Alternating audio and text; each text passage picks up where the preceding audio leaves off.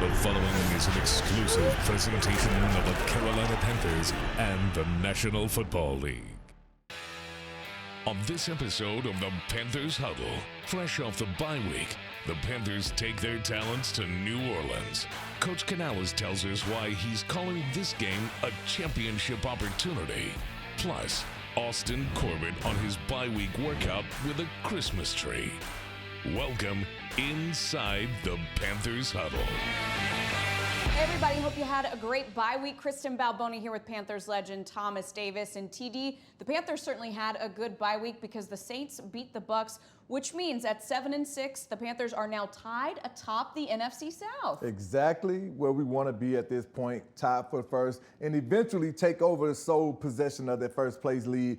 And, you know, it really comes down to the work that they do on the field, and it could all happen this weekend, KB. TD, as a player, how does that feel to know that you control your own destiny? It's such a great feeling knowing that you don't have to rely on what somebody else does or this happening, trying to look through the different factors. We can go out, we can win the games that we play, that we have to play, and control what we have to get done. KB, is no better feeling than that. And as this team goes at 7-6 right now, they have not that easy of a schedule remaining, but they got everything that it takes to get that job done, and I fully believe in this football team. Certainly, the Panthers were rooting for the Saints in this game against the Bucs. That will not be the case this week because we are playing the Saints down in New Orleans as we take a look at those NFC South standings.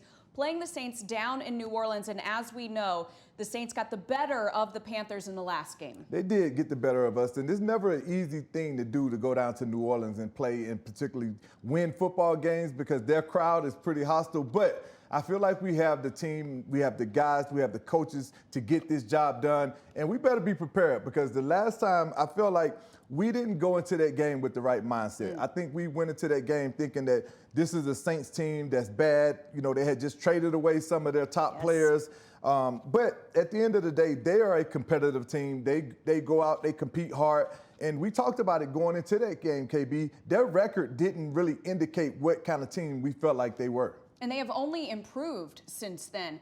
Now, we know just how motivated the Panthers are going to be to get this win, but as you said it, the Saints have got to be motivated because they just took the Bucs down a notch. They want to go ahead and sweep the Panthers and put a wrench in our plans, right? Absolutely. They've been a team on the move, on the rise.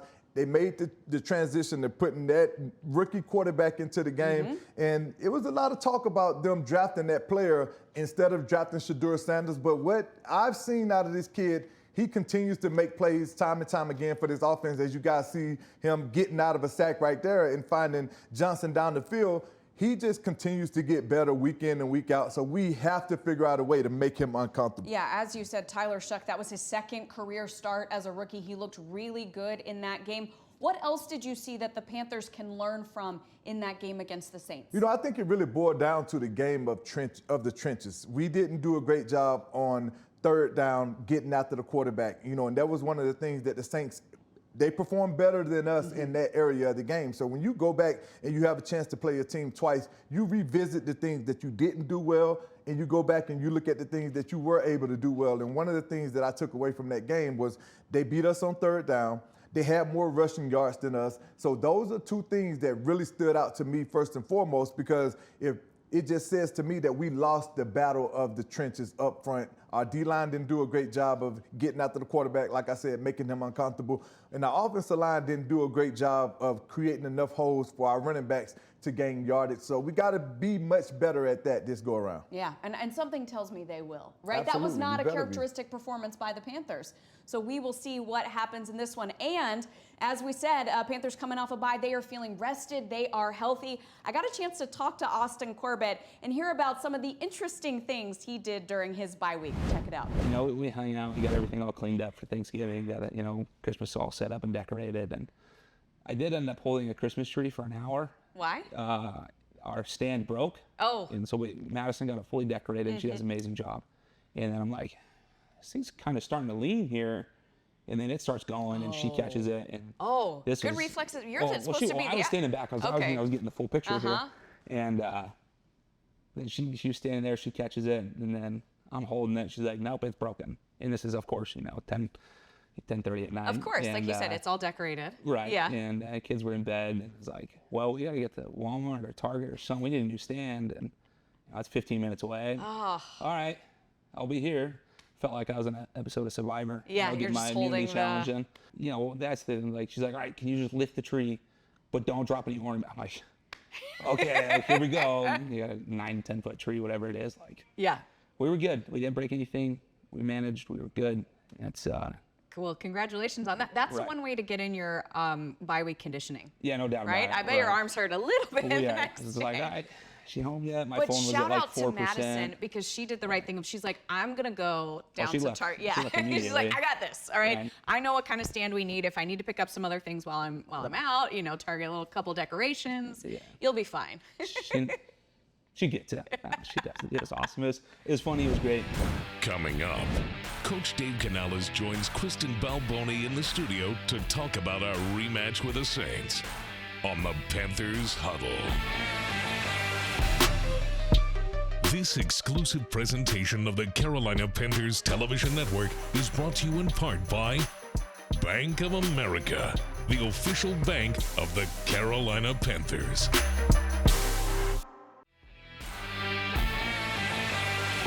Welcome back to the Huddle, joined now by head coach Dave Canales. Coach, I know you guys are finishing up practice, getting ready for this game, but did you have a good bye week? It was excellent.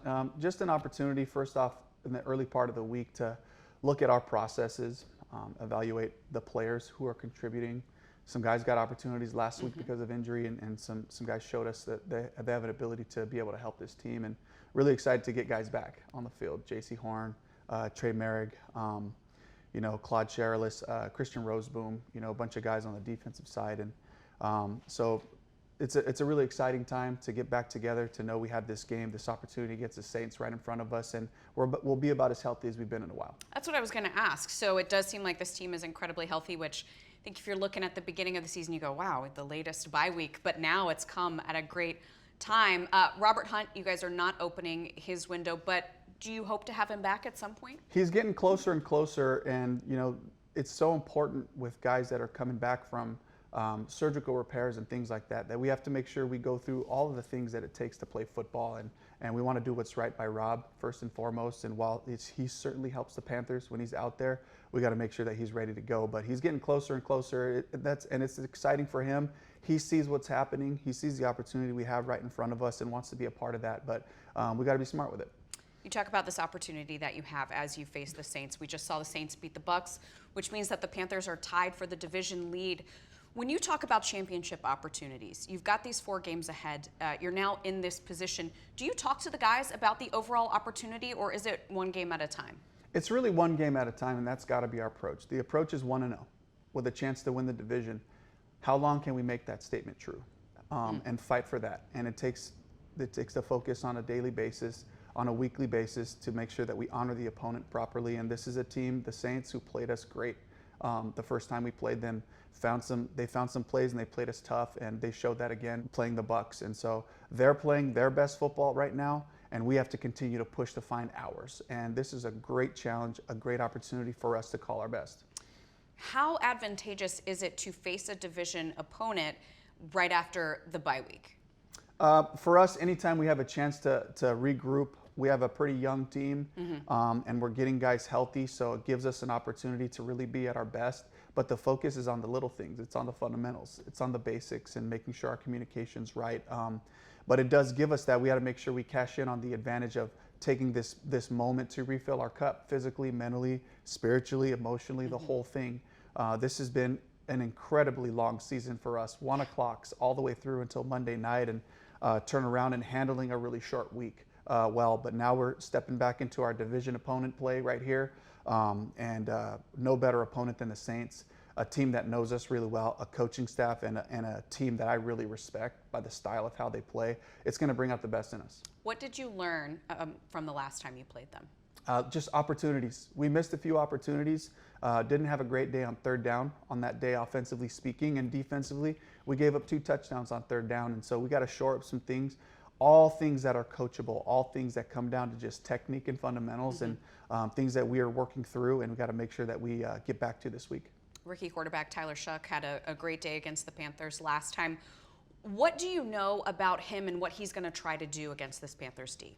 I see maturity, and I see an offense that's finding an identity for how to play ball. And then Tyler Shuck does a great job affecting the game with his legs as well, whether it's in the run game or in the pass game, extending plays. That's something we're going to have to be aware of. You talked about the Saints team finding their identity. They may not have Alvin Kamara, which of course is a huge part of their identity. How does that offense change with him in versus with him out? His versatility in and out of the backfield. Forever, he's been a great receiving back. They split him out. They'll use him on jet sweeps in different ways. So it does pare down what they do, but Evan Neal did a great job. They have a group. They have a really solid offensive line that's coming together. I've seen this group continue to grow. So they're able to lean on that and have good balance on their offense and throw different styles of runs and things at you. And of course, we can't forget about Chris Olave and the impact that he can make as a wide receiver. So a really good opportunity for us. This Saints defense was stout against the Panthers in the last game. You talked about having a better day on third down. What else does this offense need to do? Yeah, they block the front seven. This is a really good group, a really good front. Their front five, excellent. And then, of course, Demario Davis, Pete Werner, two veteran linebackers who really know how to play the game. They evaluate things quickly before the snap and after the snap. And so we got to make sure that we stay on our combos, make sure we get hats on those guys. They're the two best tacklers on this defense. And so as we continue to attack them with different run game and we just got to know where they're at and make sure we're getting hands on those guys. And finally, Coach, we know that this coaching staff, as you said, is preaching championship opportunities. You're going to have this team ready.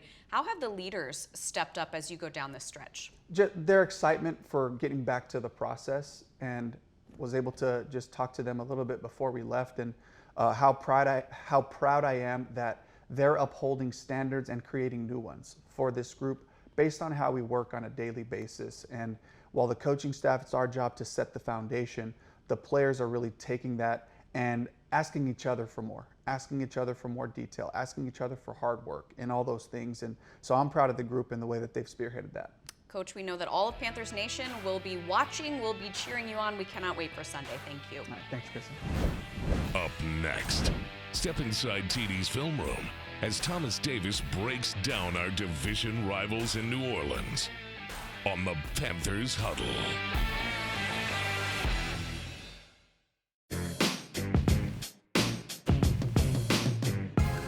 Right now, we are inside TD's film room. And TD, I just want to point out that before the last game against the Saints, their record was not much to speak of. You stood right here and told us that this Panthers team needed to watch out for this Saints defense. As we said, they have only gotten better the last 4 weeks.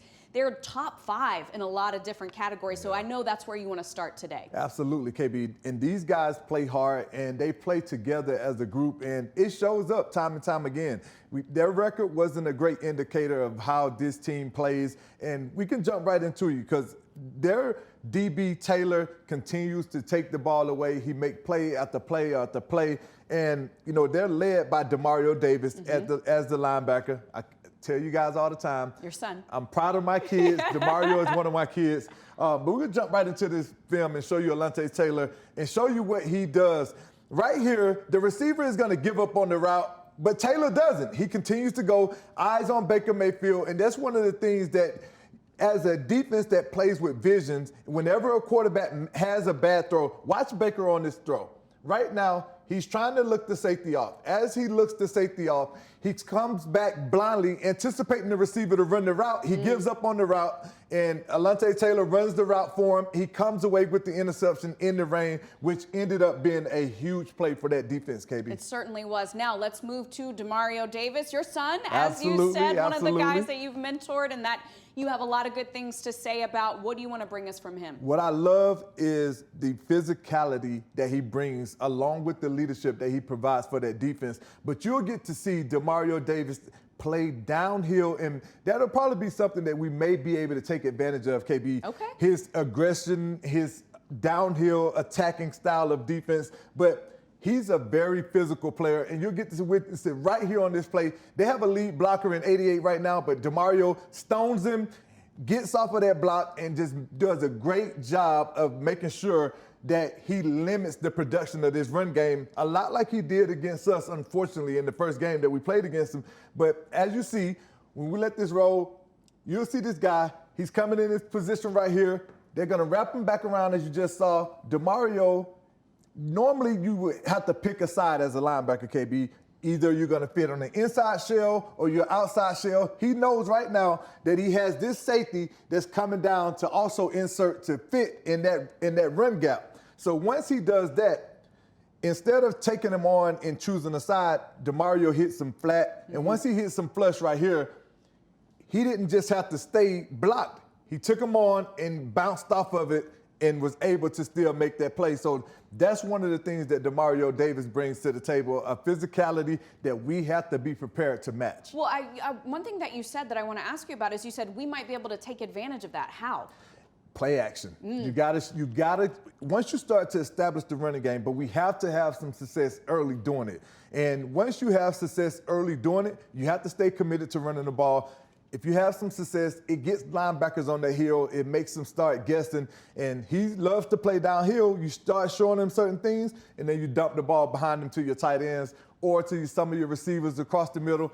Those are some of the ways that we can take advantage of an aggressive linebacker. And we know the Panthers like play action. Offensively, where do the Panthers need to look in terms of the Saints offense? Listen, when you're playing this Saints offense, this quarterback, Tyler Schutz, has gotten a lot better, KB. But one of the things, you get locked in on Chris Olave on the outside. Juwan Johnson has done a tremendous job for them. He has been one of their go-to players since they traded away Rashid. Once you see him, what we did in this first game, KB, I felt like a lot of times we lost where he was on the field. We put JC on him. JC got his eyes in the backfield thinking that we had the quarterback sacked. Johnson stayed alive, kept moving down the field. The quarterback got out of it, and he was able to find him down the field. So we have to make sure that we know where this guy is at all times. We can't never assume that things are happening at the line of scrimmage when you're playing in coverage. If you're on a man, you got to stay tight to that man. Or if you're playing in a zone defense, you got to stay in your zone, in your area, making sure that you're always prepared for the quarterback to be able to escape the pocket or escape attack potentially. We know what a competitor JC is. I know that is one that he is going to want to have back, that he is going to want to rectify in this game against the Saints. And speaking of JC, TD, you just talked about it a little bit, but when we come back, TD is going to expand on why he is going to be such an important part of this defense in this game against the Saints. You do not want to miss that. We'll be back shortly. Closed captioning for the Panthers Television Network is provided by Charlotte Eye, Ear, Nose, and Throat Associates, providing premier eye and ENT care to North and South Carolina.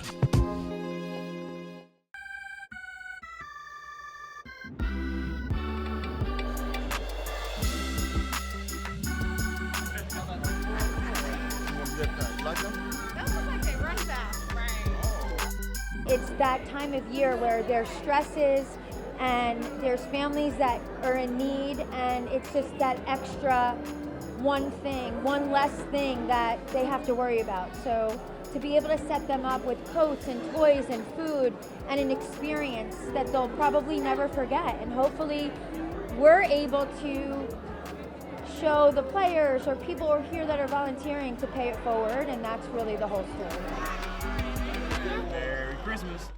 Welcome back. It is time now for our Coke Spotlight. TD, a lot to focus on in this game, but what specifically are you spotlighting? KB, my Coke Spotlight goes to J.C. Horn. You know, he's a guy, he's been out 2 weeks, you know, bye week being one of them, but he had a really, really bad game against the Saints the last time we played him. You know, he was a kid that grew up watching the Saints.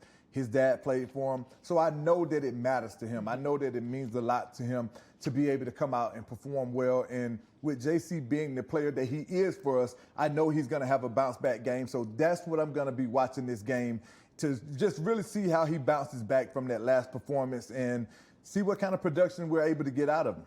I love to watch JC on the sidelines because, you know, he's chirping back and forth with those wide receivers, and I guarantee you he remembers all the stuff that happened in that game. So that's going to be a fun one, and the Saints connection as well. We just want to remind everyone to go vote for the Pro Bowl. JC is at the top when it comes to corners, so make sure you go get those votes in because we got a lot of guys that are really deserving. All right, one of the guys that might be a Pro Bowler for the Panthers, Rico Dowdle. So TD, my Coke spotlight is on this run game, but we know now that it is not just Rico, it is Chuba. He had a huge game the last time the Panthers played, but when you look at the Saints game, they had just 73 rushing yards in this game. We know that they want to double that right here. And as you said, they can get that going, you know, and then get the play action going. So, TD, how do you see this run game? I mean, it feels like you got to run the ball early and often, Listen, right? you have to run the ball early and often. You got to remain committed to the running game. It doesn't matter if you are only averaging 3 yards in the first half. You can't get into the second half thinking that you can't get it done. You got to stay committed to it because you just never know when that one big run is going to break through and you're going to be the difference in your run total. And TD, you pointed this out as well. This offensive line, maybe not their best game against the Saints, but we know no matter the combination, that O-line is hopefully going to be ready to step up here. I have no doubt that they're going to get the job done. Yes, absolutely. All right, we just want to thank everyone so much for watching. Thank you to my amazing co-host, Thomas Davis. Thank you to head coach Dave Canales for stopping in. And most importantly, thank you to all of you. We hope you had a great bye week, but now it is time for the Panthers to get ready for this final 4-game stretch as they try to win the division. We know that all of you are going to be watching. We're going to be covering it right here on the Panthers Huddle. We hope you all have a great week and are ready for this game. Until we see you next time, keep pounding. You've been watching the Panthers Huddle, a copyrighted presentation of the Carolina Panthers and the NFL.